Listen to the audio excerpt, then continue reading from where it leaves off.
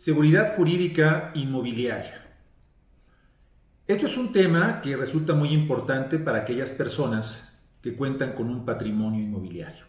Patrimonio inmobiliario vamos a entender que no solamente deben ser un gran cúmulo de propiedades.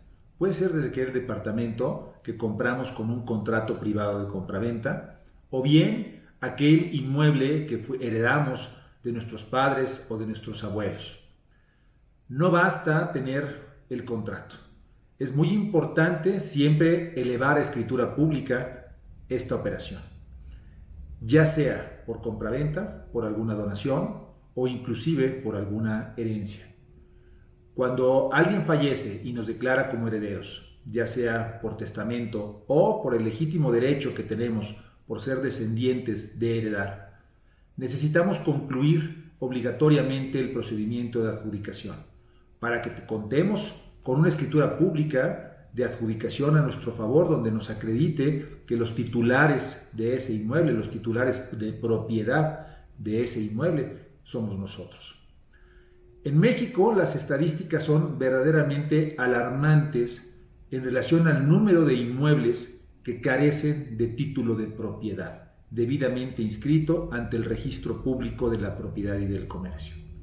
Esto conlleva al gran número de actos ilícitos que se cometen por grupos delincuenciales en contra de las diversas propiedades que existen.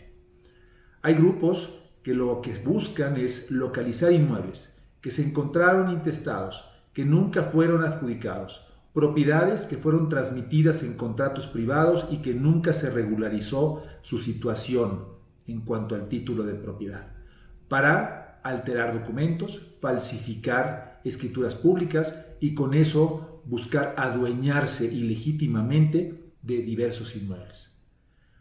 Un proceso que no nos genera más que la carga impositiva de la adquisición de bienes inmuebles, que es una obligatoriedad que no podemos evitar.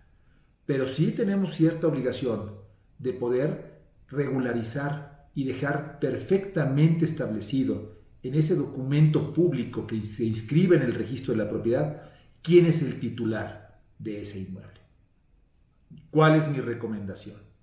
Primero, revisar qué propiedades tenemos, qué inmuebles tenemos, posesiones, propiedades que nos fueron heredados, que los tenían nuestros padres, supervisar y analizar la documentación con la que contamos. Si tenemos una escritura de compraventa, una escritura pública ante notario, celebrada, si esa escritura se autorizó en definitiva, porque nos hemos encontrado el caso de que se celebra la escritura y no se autoriza en definitiva. Instrumentos históricos que pasan por décadas y nunca se autorizaron. Escrituras que se encuentren inscritas en el registro público de la propiedad y del comercio. No basta tener la escritura, no basta que esté autorizada, deberá estar inscrita. Se debe contar ya sea con el sello de inscripción, dependiendo de la época en que fue inscrito, o bien del aviso de terminación de trámite. Si esta escritura se encuentra inscrita, el siguiente paso sería actualizar el folio real del inmueble ante el propio registro de la propiedad, para conocer si no ha existido ningún cambio, si esa propiedad no tiene un gravamen, si no tiene una limitación de dominio, o bien, incluso en los casos más graves, que no estuviera asegurada por la autoridad, por algún acto ilícito cometido por algún tercero, que no estuviera incluso transmitida ilegítimamente o ilegalmente a favor de diversas personas. Nos hemos encontrado con diversos clientes que al paso de los años, cuando han querido vender una propiedad, encuentran que en el asiento de registro esa propiedad había sido vendida con documentos apócrifos 4 o 5 años antes. Y esos documentos indebidamente fueron inscritos en el registro público de la propiedad y del comercio. ¿Qué nos resta por hacer?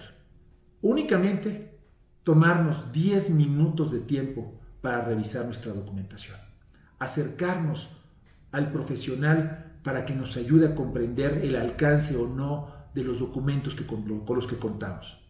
Y si estos documentos son suficientes, entonces estaremos tranquilos. Y si por alguna de malas estos documentos no son suficientes para justificar nuestra titularidad de propiedad, entonces encontrar el camino más cómodo barato y simple para que ustedes puedan resolverlo. Esta es mi recomendación, los invito a que lo hagan. Es un ejercicio muy pequeño, un ejercicio muy sencillo. Muchas gracias.